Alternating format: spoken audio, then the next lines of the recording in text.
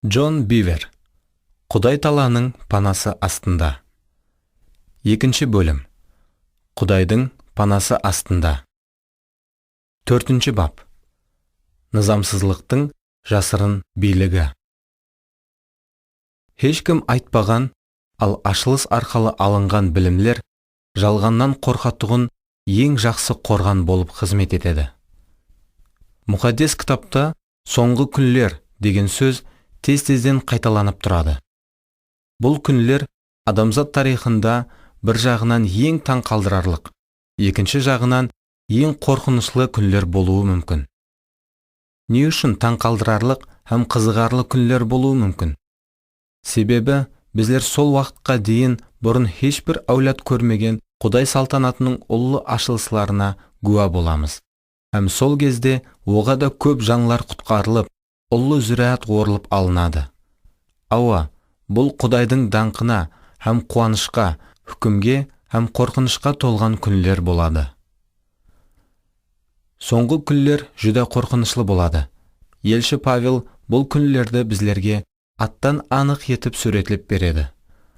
Мынаны біліп қой, дүнияның соңғы күнлерінде ауыр уақытлар келеді. 2 Тимофей 3:1. Павел сөзін мынаны біліп қой деген сөздерменен баслайды. Басқаша айтатұғым болсақ, әзір айтажақ нәрселерімді жақсылап ядыңда сақлап қал.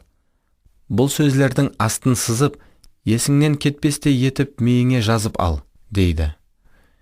Кейін сол 3 бапта ол сол күнлерде нелер жүз беретұғынын мұқиятлы түрде суретлеп береді. Не үшін сол күнлер жүдә қорқынышлы һәм жүдә ауыр болады? Хүкімет һәм атеистлер тарапынан қудалаулар күшейетұғыны үшін емес, ал жәмәатте алданып азғырушылар кең тарқалады.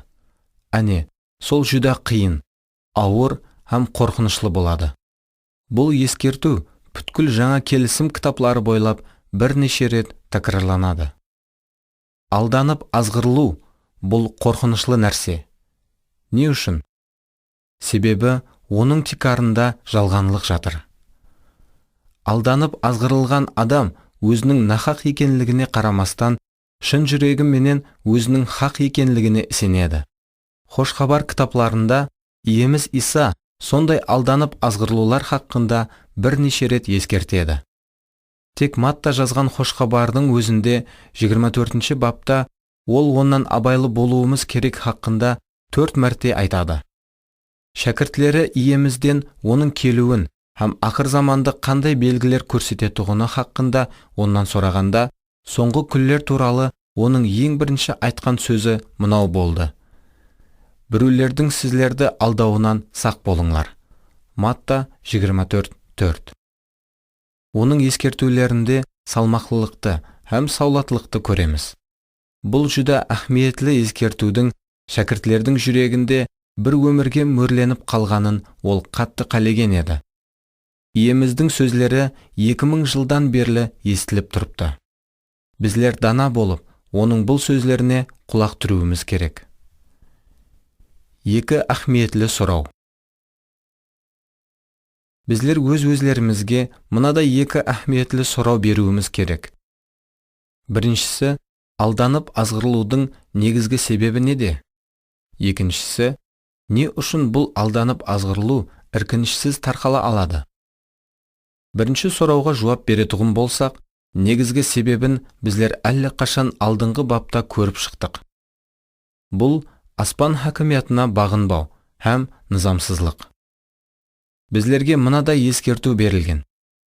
Сөзді тек тыңлаушылар болып, өз-өзіңізді алдамаңлар. Оны орындаушылар болыңлар. Яқып 1:22. Бұл енді хәзіл емес.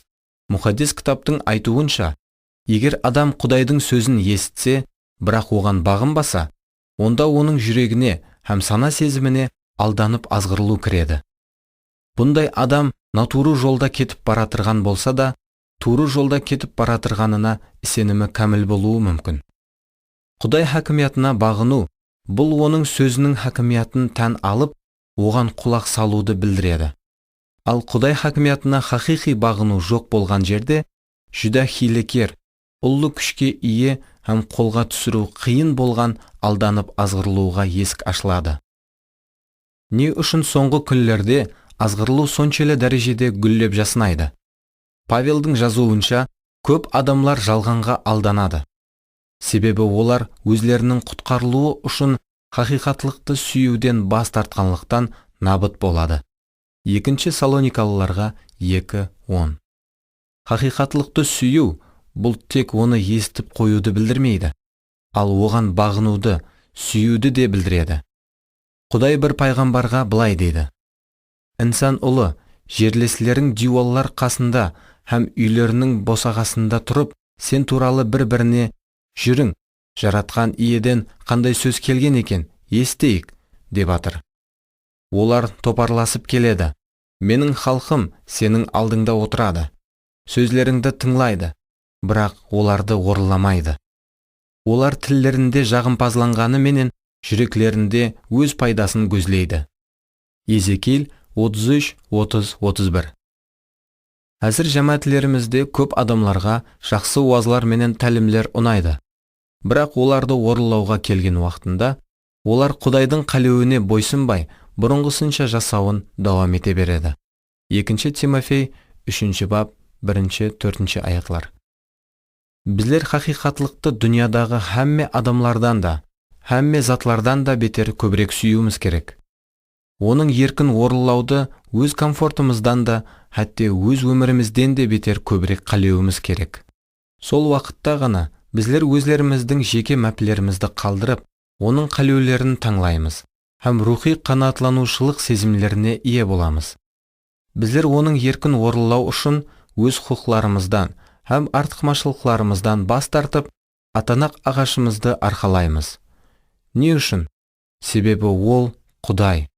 Ол біздердің жаратушымыз һәм құтқарушымыз. Оның біздерге деген сүйіспеншілігі мінсіз.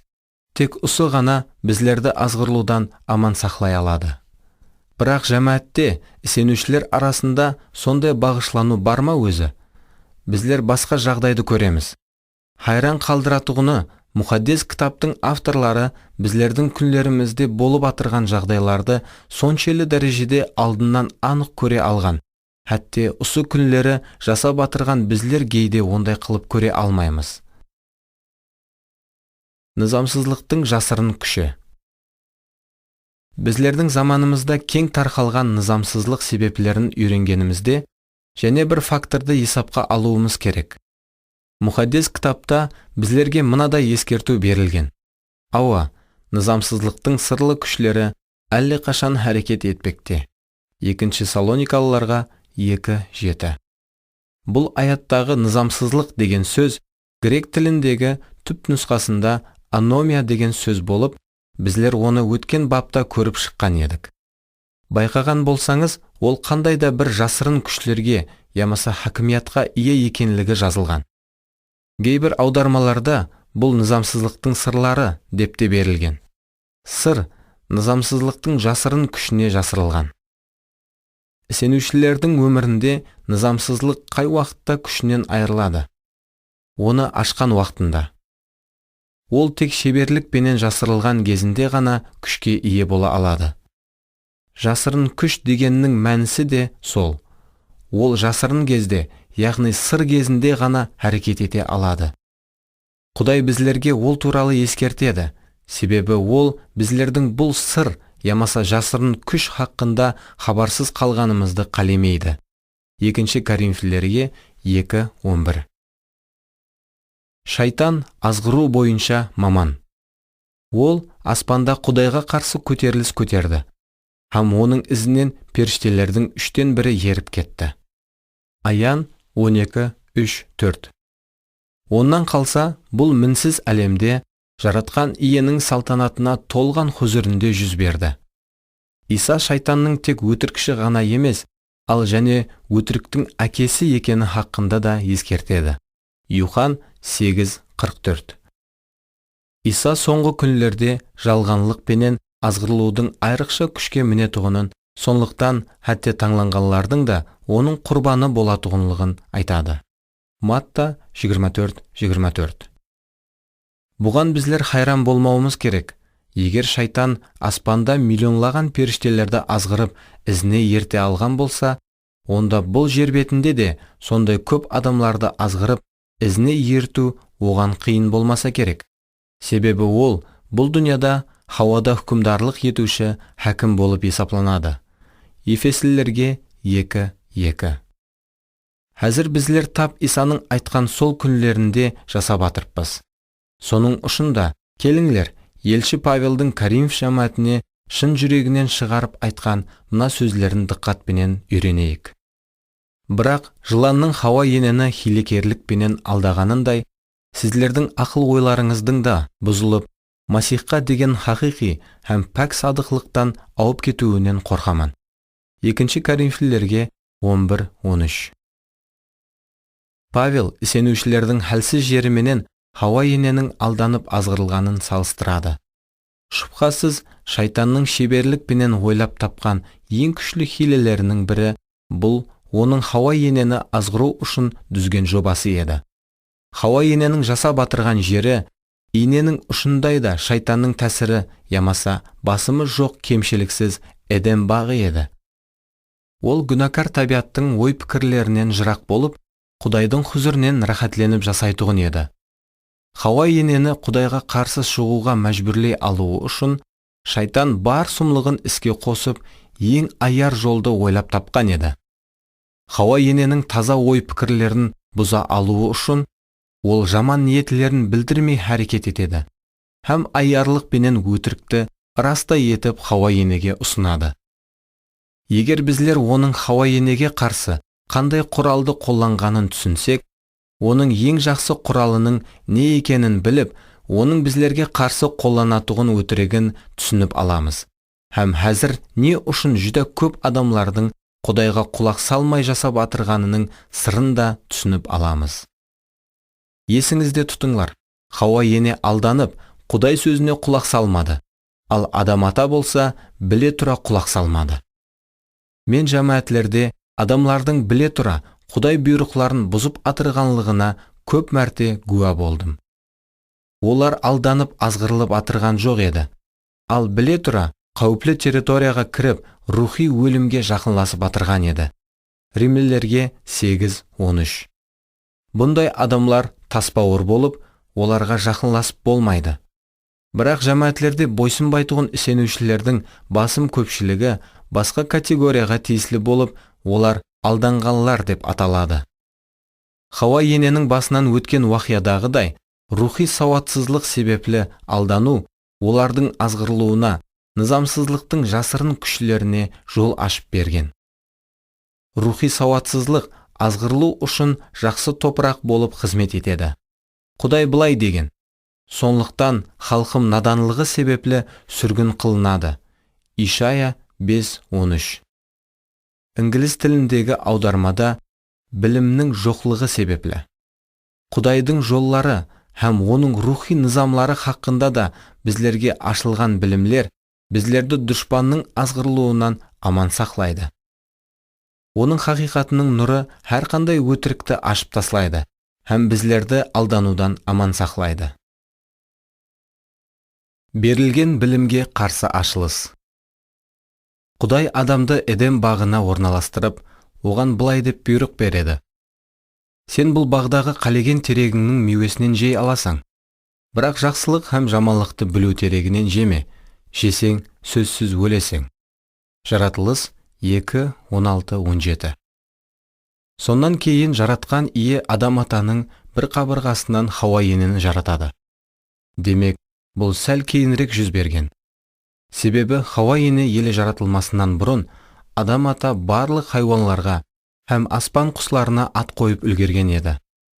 Құдайдың аузынан шыққан бұйрықты турдан туры тек адам ата естіп, ал Хауа ене Құдайдың аузынан туры естпеген еді. Олар Құдайдың бағында рахатленіп жасап атырған уақытларында, бәлкім адам ата Хауа енеге Құдайдың бұл бұйрығы туралы айтып берген болуы мүмкін. Хауа ененің жыланға қайтарған жауабына қарап, сондай деп шамалауымызға болады. Мына қатарларды диққатпенен оқып шығың.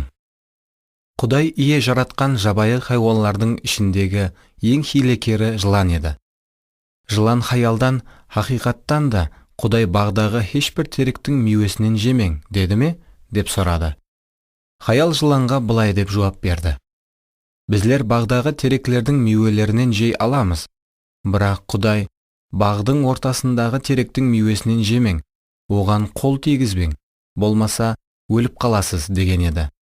Жаратылыс 3:1-3. Біріншіден, мынаған диққатыңызды қаратың. Жылан Құдайдың бұйрығына күмән берген уақытында, Хауа ені дәрхал Құдай ие былай деді деп айтудың орнына, дәслеп біздер жей аламыз деп жауап берді. Тәртіп һәм қағидаларды турыдан туры есітпей, ал біреулер арқылы есіткен адам әдетте сондай деп жауап береді. Бұл осы бұйрықты берген Құдайдың ниетіндей ниетке ие емес адамның жауабы. Екіншіден, егер байқаған болсаңыз, Хауа ені Құдайдың бұйрығына бір нәрсе қосып жауап береді.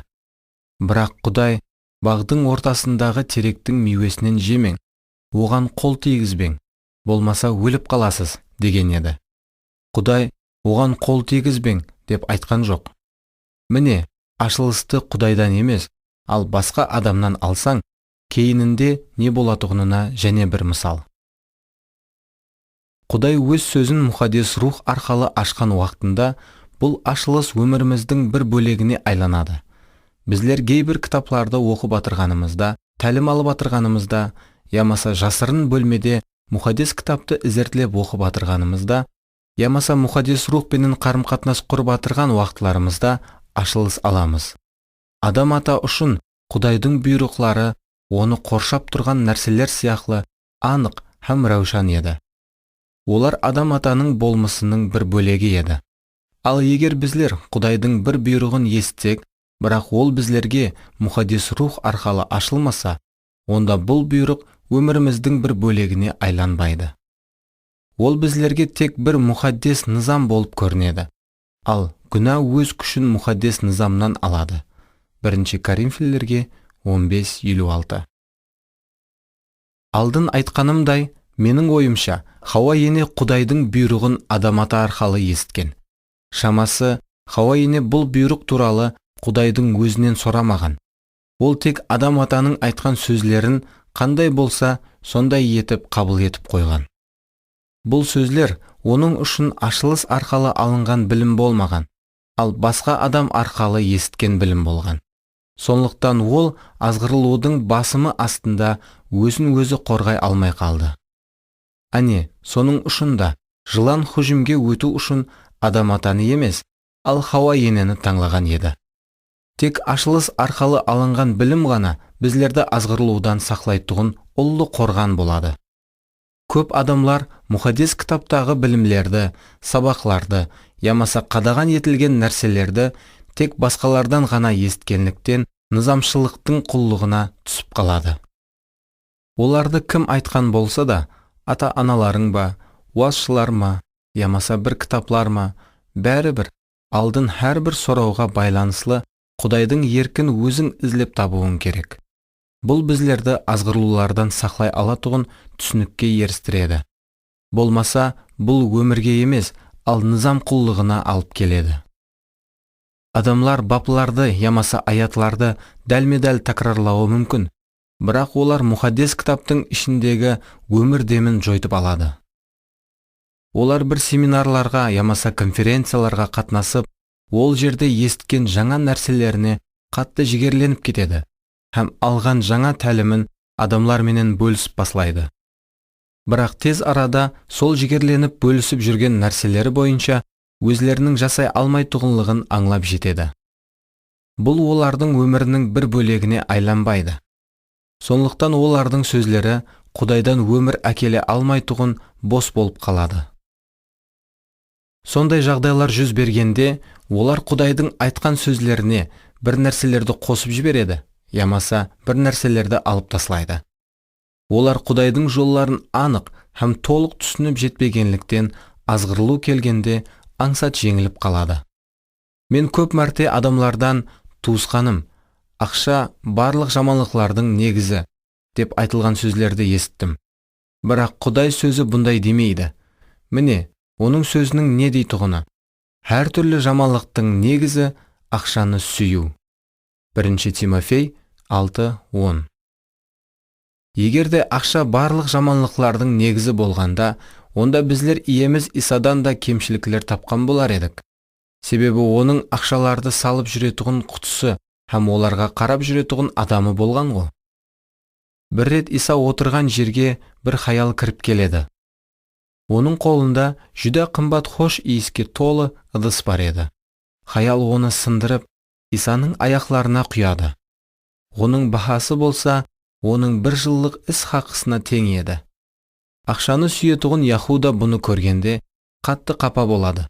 Сонда иеміздің өзі оны ашқаралап, хаялды іслеген бұл ісі үшін мақтайды. Юхан 12:3-7. Яқ, ақша емес, ал ақшаны сүю барлық жаманлықлардың негізі болып есапланады. Бұл ақшаға хәдден тыс көңіл қоюды һәм ақшаға құл болуды білдіреді. Ақшаға хәдден тысқары қатынас оған деген натуры қарым-қатынасты келтіріп шығады. Бірақ Құдай оны қалемейді. Құдай біздерді ақшаны сүймеуге һәм оған ғарезлі болмауға шақырады. Іші тар адамлар ақшаларын Құдайға ұнайтұғындай етіп жұмсай алмайды. Бұл Құдай сөзінің олардың жүректеріне елі ашылыс болмағанлығын ғана тастиқлайды. Олар Құдай сөзі хақында тек басқалардың оларға берген білімлерін ғана алған. Соның ұшында олар азғырлу үшін ең қолайлы адамлар болып қалады. Солай етіп, біздер ашылыс арқалы білімге қалай ие бола аламыз? Құдайдан қорқу һәм оны жалынлы сүйіспеншілік пенен сүю арқалы, және де оның сөзіне бойсынып, оның менен тығыз байланысты жасау арқалы. Құдай былай дейді: сонда да мен кішіпейілге, рухи езілгенге, сөзімнен қалтырайтұғын адамға нәзер саламан. Ишая 66:2. Құдай сөзі алдында қалтырайтұғын адам оған дәрхал құлақ салады, хәтте бұннан өзі зиян көретұғын болса да. Әне сондай адам Құдайдан хақиқаттан да қорқатұғын адам. Мұқаддес кітап аттан анық етіп былай дейді: жаратқан ие өзінен қорққанларға сырлас болар, келісімін оларға білдірер. Забур 24:14. Енді біздер Сүлейман патшаның өмірінің ақырында айтып кеткен мына дана сөзін еледе тереңірек түсіне аламыз. Әмме нәрсе айтылды, енді жұмақты тыңлайық. Құдайдан қорқ, оның бұйрықларын орынла. Бұл әрбір адамның парызы. Уасшы 12:13. Бұларды сіздерді азғырмақшы болып атырғанлар хақында жазып атырман. Бірақ сіздер Масихтың мұхаддес рухына иесіз. Сіздерде мұхаддес рух болғанлықтан, сіздерге ешкімнің үйретуінің қажеті жоқ. Масихтың мұхаддес рухы сіздерге хаммесін үйретеді. Оның тәлімі хақиқи, жалған емес. Оның сіздерге үйреткені сияқлы Масих пенен жасаңлар. 1 Юхан 2:26-27. Демек, біздер бұннан соны көреміз. Ашылыс арқалы келген Құдайдың сөзі біздерді азғырылудан сақлайды. Хауа ене алданып азғырылды, себебі оған Құдайдың ашылысы арқалы келген білім жетіспеген еді. Ол жыланның сөзлеріндегі хиле менен жалғанды тани алмады. Жылан бұны қалай істеді? Келіңлер, зерттеуімізді давам еттірейік. Жылан қандай қылып хаялды алдай алды? Хүжімге өту үшін ол қандай сүміреже ойлап тапқан еді? Енді осы сұрауларға жауап ізлейміз. Бұл сұраулардың жауапларын білу су менен Хауадай ахметлі. Бір ойланып көріңлер, Хауа енені жылан қалайынша өз өтірігіне сендіре алды? Өйткені Хауа ене кемшіліксіз орталықта жасап атырған еді ғой. Хакимиятқа ие болғанлардың ешқайсысы оған басымшылық көрсеткен жоқ. Әкесінің, баслығының, ямаса бір қызметкердің натуры қатнасы себеплі пайда болған жағымсыз сезімлер оның жүрегінде жоқ еді. Ол гүллеп, жайнап жаснап тұрған бағдың ішінде, жауыз рухлардың ұлыма тәсірі жоқ жерде жасап атырған еді. Ол тек Құдайдың мейірімі менен тәминлеуін ғана білетұғын еді. Ол Құдайдың хұзырында жүріп, бұнан рахатленіп өмір сүріп атырған еді. Сонда қалайынша жылан оны өз өтірігіне інәндіре алды. Құдайдың берген бұйрығын еслеріңізге саламан. Сен бұл бағдағы қалеген терегіңнің мейуесінен жей аласаң. Бірақ жақсылық һәм жаманлықты білу терегінен жеме. Жесең, сөзсіз өлесең. Жаратылыс 2:16-17. Құдайдың мейірімі жей аласаң, деді. Бірақ соның менен бір қатарда, оның билігі, бірақ жақсылық һәм жаманлықты білу терегінен жеме, деп шекілеу қойды. Құдай тек бір теректен басқа қалеген теректің мейуесінен жеуге, адам ата менен Хауа енеге құқық һәм еркінлік берді. Құдайдың табиаты сүюден һәм беруден ібарат. Ол өзін сүйетұғын һәм оған құлақ салатұғын достарға ие болғысы келген еді. Құдайға таңлау құқына ие болмаған роботлар керек емес еді. Құдай таңлау құқына ие болған, өзіне ұқсас, өзінің келбетіне ие балаларға ие болғысы келген еді. Құдай оларға шекілеу қойып, оларды өлімнен қорғап атырған еді. Бірақ олар Құдай сөзіне бағынуға, ямаса бағынбауға еркілі еді. Олар Құдайға сенді ме һәм бағынды ма? Құдайдың бұйрығы болмағанда, оларда таңлау құқы болмаған болар еді. Жыланның сөзлеріне бір ітібарыңызды қаратың. Құдай ие жаратқан жабайы хайуанлардың ішіндегі ең хилекері жылан еді. Жылан хаялдан, хақиқаттан да Құдай бағдағы ешбір теректің мейуесінен жемең, деді ме? Деп сұрады. Жаратылыс 3:1. Әзіргі заман тілінде жыланның сөзі шамаменен мынадай болған болар еді. Менің естуімше, Құдай сіздерге бұл бағдағы ешбір теректің мейуесінен жегізбей қойған екен. Сол рас па? Жылан өз хұжымын Құдайдың бұйрығын өзгерттіріп айтудан баслады. Сол арқалы ол Құдайдың ниетлерінің игілікті екенлігіне, адам ата менен Хауа ененің күйеуіне күмән таслаған еді. Ол Хауа ененің ойларын шатастырып, оның жүрегінде Құдайдың мейірімлі һәм хақ екеніне күмән оятып атырған еді.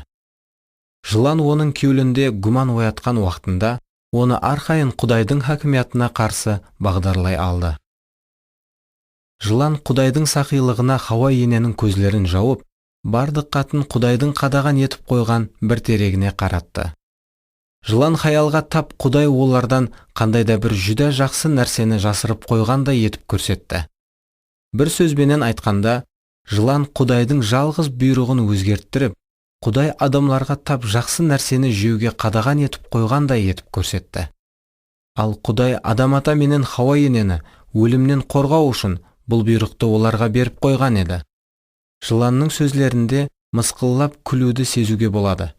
Құдай растан да сіздерге ешбір теректің мейуесінен жемең деп айтты ма?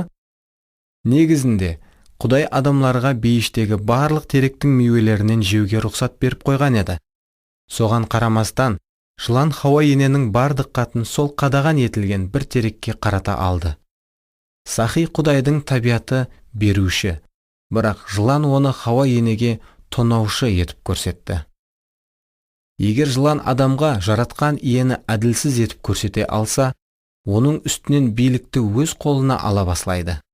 Шайтан ақмақ емес. Хүжім ету үшін ол Құдай хакимиятының ең тикарын таңлаған еді. Әділдік һәм адалатлық оның тақтының тикары. Забур 96:2. Оның тақты бұл оның билігінің нышаны. Егер шайтан өз жалғаны арқалы Құдайдың халқына күмән оята алса, онда адамлар әтте Құдай хакимиятының негізіне күмәнланып қалады. Хауа ене жыланды дүзетіп, оның сұрауына былай деп жауап береді. Біздер бағдағы тереклердің мейуелерінен жей аламыз, бірақ Құдай бағдың ортасындағы теректің мейуесінен жемең, оған қол тигізбең, болмаса өліп қаласыз, деген еді. Жаратылыс 3:2-3. Хауа енеде бұл бұйрықтың артында қандай себеп тұрған болуы мүмкін деген күшлі қызығушылық пайда болған болуы мүмкін. Ол Құдайдың игілігі туралы ойланып қалды. Сіз оның ойларын оқуыңызға болады. теректің мүйелері ұлыма жаман көрінбейді? Білмедім. Не үшін бұл теректің мүйесінен жей алмайды екенбіз? Онан біздерге қандай жаманлықтың болуы мүмкін? Хауа ене Құдайдың ниетлерінің хақ һәм игіліклі екеніне гуманлана баслады. Сонлықтан ол Құдайдың хакимиятына да гуманлануға таяр болған еді. Жылан Құдайдың хакимиятына, хақлығына һәм мінсізлігіне гуман тудыруға имканият туылғанда, бұл мүмкіншілікті қолдан жаздырмауға бар күшіменен әрекет қылды һәм Құдай сөзіне қарсы туырдан туыры хүжімге өтті. Яқ, хасла өлмейсіз, себебі сол теректің мүйесінен жегеніңізде көзлеріңіз ашылып, жақсылық пенен жаманлықты білетұғыныңызды һәм Құдай сияқлы болатұғыныңызды Құдай біледі. Жаратылыс 3:4-5. Азғырудың ұстасы болған шайтан негізгі тикарды бұзуға әрекет қылып атырған еді. Ал Хауа ененің Құдайға деген садықлығы осы тикардың үстіне құрылған еді. Жылан Құдайға ашықшасына қарсы шыға баслады һәм оны өлмейтұғынына сендіре баслады. Шайтан өз жалған дәлелдерін келтіре баслады. Яқ, сіздер өлмейсіздер, ал Құдай сияқлы боласыз. Сіздер жақсылық пенен жаманлықты таңлай алатұғын боласыз. Себебі сіздер дана болып кетесіз. Енді сіздер кімлердің дүр натуры бұйрықларына бағынбайтұғын боласызлар. Күнә келді, құллық та келді. Хауа ене есеңкіреп, шоқ халатқа түсіп қалды. Ол, не үшін Құдай маған бұл мейуелерді жеуге қадаған етіп қойыпты екен, деп хайран бола баслады. Ол енді терекке басқаша көзлерменен қарап, оның мейуелерін жақсылап үйрене баслады. Оған теректің мейуелері я жаман, я қауіплі болып көрінбеді, ал жүдә шырайлы болып көріне баслады. Сонда ол, оларды жеуге болады, менің ойымша, олар растан да біздерді дана қылады, деген шешімге келеді. Бұндай шешімдер оның көзлерін соқыр еткен еді. Бірақ бар диққатын тек жеуге болмайтұғын бір терекке қаратқан ол, бейіштегі жеуге болатұғын асып тасып атырған басқа барлық теректерді ұмытқан еді. Ол, бұл теректің мейуелерінде қандайда бір жақсы нәрселер бар. Бірақ Құдай оларды біздерден жасырып қойыпты. Олардың барлығы неге біздердікі емес? Не үшін Құдай біздерге бұндай қылады? Егер Құдай біздердің бұл терекке жақынлауымызға жол қоймай атырған болса, демек, ол біздерден бір нәрселерді жасырып атырғаны анық, деп пікір жүрте баслады. Егер Құдайдың характеріне, мінсізлігіне һәм мейіріміне гуманланатұғын болсаң, һәм өзіңнің жазаланбай қалатұғыныңа сенімің кәміл болса, онда оның хакимиятына бағынуға сізде ешқандай тикар қалмайды. Хауа ене әкенің еркінен бас тартып, өзінің еркін таңлады. Ол мейуені жұлып алып, оны қолларында біраз ұслап тұрды. Еш нәрсе жүз бермеді. Шамасы жылан хақ болса керек, деп ойлады. Кейін ол оны аузына апарып жеді, һәм күйеуіне де жеуге берді. Олар қадаған етілген теректің мейуесін жеген кезде, күтілмегенде олардың көзлері ашылып, оларды күшлі ұят һәм қорқыныш сезімлері орап алды. Олар өзлерінің жалаңаш екенлігін көрді. Бойсынбаушылығы арқалы оларға рухи өлім келген еді. Күнәкар табиат пайда болып, ол ендігіден былай олардың үстінен қадағалаушы күшлі хүкімдарға айланған еді. Құдайдың сөзіне гуманланып, азғырылу жолын таңлауы арқалы, олар Құдайға қарсы әрекет қылушы шайтанға есік ашқан еді. Сонлықтан да енді шайтан олардың қара хүкімдарына айланды. Мұхаддес кітап былай деп тастихлайды. Бойсынатұғын құллар сияқлы, өзлеріңізді кімнің билігіне тапсырып бойсынсаңыз, соның құлы болатұғыныңызды білмейсіздер ме? Сізлер я өлімге жетелеуші күнәнің құлы, я ақлануға жетелеуші бойсынушылықтың құлы боласызлар. Римлілерге 6:16. Қараңғылықтың хүкімдары тек Адам ата менен Хауа ененің өміріне кіруге ғана құқ алып қоймай, және де бұл дүнияға кіруге де низамлы құқ алған еді. Елші Павел бұл туралы былай деп жазады. Дүнияға бір адам арқалы, яғни Адам ата арқалы күнә келді, ал күнә себеплі өлім келді. Солай етіп, ешбір адам өлімнен қашып құтыла алмайтұғын болды. Өйткені хамме күнә іслеген еді. Римлілерге 5:12. Олар күнә іслемесінен бұрын ешқандай жаманлық та, жек көрушілік те, кешірмеушілік те, алауыздық та, өсек те, қиралу да, өтірік алдау да, қайғы да, ұрлық та болып көрмеген еді. Сондай-ақ жынси бұзықшылық та, нәшебентлік пенен ішушілікке қалеулер де, адам өлтіру де, һәм ұрлық та ұлыма жоқ еді. Хаялларына ямаса балаларына жаман қарым-қатынас қылу да жоқ еді. Кеселлік, өлім, жарлылық деген түсініктер де жоқ еді. Адам ешқандай табиғи апатшылықты, ямаса эпидемияны көрмеген еді. Хәтте хайуанатлар дүниясы да толық гармонияда жасайтұғын еді. Жер атмосферасында толық парахатшылық һәм тынышлық хүкімдарлық сүрер еді. Себебі бүткіл жаратылыс Құдайдың толық билігі астында харекет қылатұғын еді. Бағынбаушылық оға да жаман болған машқалаларды алып келді. Һәм адамзаттың мінез құлқына қиратушы тәсір етіп, бұл ауру бүткіл адамзатқа тарқалды. Жаман мінез құлқылардың дізімі еліге дейін өсіп атыр, һәм әулеттен әулетқа кем-кемнен жеркенішілірек болып баратыр. Адам ата һәм Хауа ене Құдайға құлақ салмады, һәм олардың күнәсі низамсызлықтың жасырын хакимиятына тикар салып берді.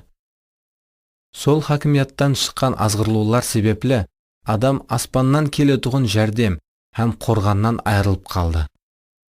Шайтанның құлауын қайталаған қозғалаң оның хакимиятына һәм апатшылықларға ескілерді кең ашқан еді. Ол Құдай сияқлы болуға һәм оған бағынбауға өз мүмкіншіліктерінен 100%-ға пайдаланды. Құдайдың жаратылысын құл етіп, ол өз тақтына отырған еді. Ишая 14:12-14. Сценарий осы күнге дейін сол қалпінде қалды. Соннан берлі шайтанның тактикасы дерлік өзгерген жоқ. Еліге дейін оның ішіндегі от болып жанып тұрған қалеуі бұл біздерге Құдайдың характерін жаман етіп көрсету, һәм біздерді оның хакимиятына қарсы итермелеу. Біздер бұны Яқыптың жазған хатында анық көреміз. Әй сүйіклі туысқанларым, алданбаңлар. Әрқандай жақсы һәм мінсіз сый жоғарыдан, нұрлар әкесі болған Құдайдан келеді. Онда ешқандай өзгеріс, ямаса өзгеруші көлеңке жоқ. Яқып 1:16-17. Демек, низамсызлықтың жасырын күшлері Хауа енені азғыра алған. Бірақ енді біз ісенушілер оннан жеңілмеуіміз керек.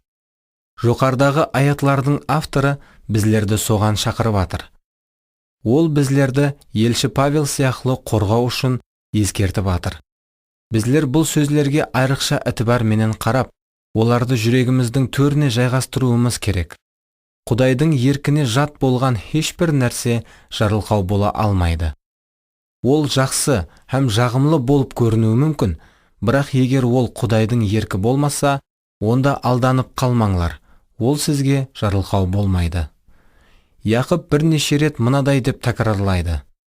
Егер сен Құдайдың ғамқорлығынан тысқарыда да жарылқау бар деп ойласаң, онда азғырушы Хауа енені алдағандай етіп, сені де алдай алады. Бұл туралы жақсылап ойланып көрің. Азғырушының ұсынып тұрған нәрсесі оға да жақсы болып көрініп, жүдә жақсы сезімлерді пайда етіп тұрса да, хәтте ол сізді қатты бай, табыслы һәм ақыллы етіп жіберетұғындай болып тұрса да, егер ол Құдайдан болмаса, онда ол түбінде сізді оға да үлкен азапларға, қапашылықларға һәм ақыр соңында өлімге алып барады. Құдайдың ғамқорлығы менен қорғауы азғырлу арқалы тоқтатылады. Әрқандай жақсы һәм мінсіз сый Құдайдан келеді. Құдай біздердің бұлағымыз. Бұл хақиқатлықты ұслап алып, жүрегіңіздің төріне салып қойым. Сонда сіз алдамшы ұсынысларға алданбайсыз һәм азғырылмайсыз. Егер Хауа ене де сондай қылғанда, ол Құдайға иненің ұшындай да гүманланбаған болар еді. Ол Құдайдың ғамқорлығынан тысқарыда өз қалеулерінің орынлануын ізлей баслаған еді. Не деген адамлар натура ниетлердің басқаруында тұрмыс құрып атыр. Бәлкім, Құдай олардың жүреклеріне ескертулер берген шығар. Бәлкім, ата-аналары арқалы, ямаса шопанлары арқалы ескерткен шығар. Бірақ олар бұл ескертулерге қарағанда өз ойларын таңлайды. Мүмкін, олар өзлерін жалғыз сезіп, қарым-қатынасқа мүтаж болған шығар. Мүмкін, олардың таңлаған адамының сыртқы келбеті сұлу болып көрінген шығар. Ямаса, ол мені бақытлы қылады деп ойлаған шығар. Көп адамлар Құдайдың еркіне бағынудың орнына өзлерінің еркіне бағынады. Һәм ақыр соңында бұның жүдә ащы мейвелерін жинауына тура келеді. Әлбетте, Құдай біздерді натуры шешімдеріміздің жаман ақыбетлерінен құтқара алады. Дауд Батшебаны хаялыққа алып күнә қылады. Бірақ ол тәубе еткен соң Құдайдан кешірім алып, кейін олардан Сүлейман туылады. Дегенменен, Дауд Құдай сөзіне құлақ аспағаны үшін бәрібір көп қана азап ақыретлерге душар болады. Қылыш оның шаңырағын ешқашан тәрк етпей қалады. Ол өзінің жас 3 ұлынан олар күшке толған уақытларында айырылып қалады. Сондықтан Құдай сөзіне бағынуды таңласақ, бұл оға да жақсы болады. Көбінесе адамлар өзлерінің үстінде тұрған басшылары менен келісе алмай, өз орынларын, жұмысын, жәмәәтін, хәтте қаласын таслап кетеді.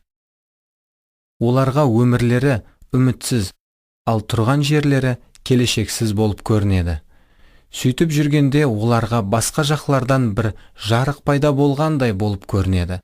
Һәм олар мұхаддис рухтан тасдиқ алмай-ақ өз орынларын тәрк етеді.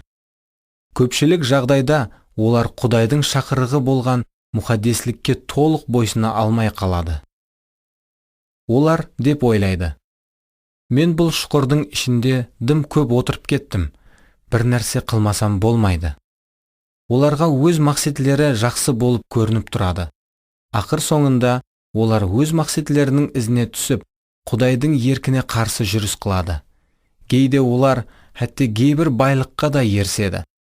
Бірақ жүреклері сол уақытта Құдай менен тығыз һәм жалынлы қарым-қатынастан ұзақласып барады. Қаншелі көп адамлар Құдай Тааланың еркіне бағынбайды. Олар тек өзлері жағымлы һәм пайдалы деп санаған нәрселерінің ізлерінен қуып жүреді. Олар Құдайдың сөзіне жат табысларға ерісу үшін пұллар табады. Олар өз мақсатларына ұмытылуды давам етіп, хәтте айырым хәзліклерге, бақытқа һәм толқынлы мәуритлерге де ерседі. Бірақ бұлардың һәммесі уақытынша. Олар Құдай бұл жерде бақыт жоқ деген жерден өзлеріне бақыт ізлейді. Олар Құдай маған қандай да бір әжайып бақытты бермей қалады деп қорқады. Олардың ойынша Құдай олардың мүтәжліклерін түсінбейді һәм олардың қалеулері менен оның ісі жоқ. Олар Құдайға шарт қойып, мына уақытқа дейін менің тілегіме жауап бер дейді. Һәм егер сол уақытқа дейін жауап алмаса, Құдайға сенуге болмайды деп санайды. Олар күтіп жүрудің не керегі бар? Мен өзіме ұнайтұғын жағымлы нәрсені әзірдің өзінде-ақ ала аламан ғой деп пікір жүртеді. Иса туралы бір ойланып көр. Ол 40 күн давамында сусыз, азық ауқатсыз һәм қолайлықларсыз шөлістанда болды. Ашлық қатты шыдап болмайтұғын дәрежеге жеткенде, оның асқазаны аурудан бүре басылады. Егер жақын уақыттың ішінде ол ауқат жемесе, ямаса хеш болмағанда бір жұтым су ішіп алмаса, ол өледі. Бірақ алдын қайсысы келді? Құдайдың ғамқорлығы ма, ямаса азғырушының жалғаны ма? Сол уақытлары оның алдына өз жалғанлары менен шайтан келеді. Егер сен Құдайдың ұлы болсаң, мына тасларға бұйыр, олар нанға айлансын. Матта 4:3. Құдайдың жақын арада ап-анық етіп айтқан сөзлеріне дұшпан және гүман бере баслады. Иордан дариясында суда шомылдырылған уақытында әке Исаға «Сен менің сүйіклі ұлымсың» деген еді. Шайтан Құдайдың характерін қайтадан жаман қылып көрсетпекші болды. Егер сен Құдайдың ұлы болсаң, не ол сені бұл жерге аш болуға алып келді? не үшін ол саған қамқорлық қылмай атыр? Бәлкім өзің үшін өзің қамқорлық ететұғын уақыт келген шығар. Егер сен тез арада азықланып алмасаң, өлесең, я болмаса, тым кеш болып, сенде қорқынышлы аурулар пайда болады. Өзіңе қызмет ету үшін өз билігіңнен пайдалан. Мына тасларды нанға айландыр. Иса оған қарсы тұрып, Құдайдың қамқорлығын күтті. Дұшпан Құдайдың характерін оған жаман етіп көрсетпекші болды. Бірақ Иса оған жол бермеді. Себебі ол әкенің оның барлық мүтәждіклерін қанатландыратұғынын білер еді. Оған қаншелік қиын болса да, ол бәрібір Құдайдың хакимиятына бағынудан бас тартпады. Шайтан өз машқалаларыңды өзің шеш деп аталатұғын азғыру менен Исаға хүжім еткен еді. Бірақ дұшпан оннан жеңіліп қалды. Сонан кейін шайтан оның қасынан кетті. Сонда періштелер келіп Исаға қызмет етті. Матта 4:11. Не үшін? Еврейлерге жазылған хаттың авторы Масих туралы былай деп жазады. Масих жер жүзінде адам болып жасаған күнлерде өзін өлімнен құтқара алатұғын күшке ие болған Құдайға бәлент дауыспенен нала етіп, көз жасларын төгіп, дуа етіп жалбарынды. Ол Құдайға бойсынғанлықтан Құдай оны есітті. Ол Құдайдың ұлы болса да, шеккен азаплары арқалы бойсынуды үйренді. Еврейлерге 5:7-8. Иса Құдайға бойсынғанлықтан Құдай оны есітті. Иса әкенің жақсы екенлігіне ешқашан гүманланған емес. Хәтте ұлы азғырулар менен күшлі азаплар келген уақытларында да Иса әкеге құлақ салуды таңлады. Әкеге құлақ салу елі де ауыр сынақларға алып келетұғынын білсе де, ол әкеге құлақ салуын давам етті. Адам ата менен Хауа енеге салыстыратұғын болсақ, Иса әкеге құлақ салды, һәм оған толық бағынды. Сонлықтан дұшпанның оның өміріне кіруіне Иса ешқандай саңлақ қалдырған жоқ. Ол былай деп гуалық береді. Өйткені бұл дүнияның хакімі театр. Оның менің үстімнен ешқандай билігі жоқ. Бірақ бұл дүния менің әкемді сүйетұғынымды, һәм оның маған бұйырғанларының һәммесін орылайтұғынымды білуі тиіс. Юхан 14:30-31. Адам ата топырақтан болған бірінші адам, ал Иса аспаннан келген соңғы адам. Адам атадан айырмашылығы Иса әкеге толық құлақ салған халда өмір сүрді, һәм сонлықтан оның менің үстімнен шайтанның ешқандай билігі жоқ деп гуалық беруге толық құқы бар. Соның ұшында біздерге мынадай насият сөздер жазылған. Құдай менен біргемен деген адам Иса сияқлы жасауы шарт. 1 Юхан 2:6. Ол біздер үшін үлгі һәм біздерге жол көрсеткен көсеміміз. Ол біздер үшін төлем төлеп, біздердің жүрер жолларымызды жарық қылған нәжеткеріміз.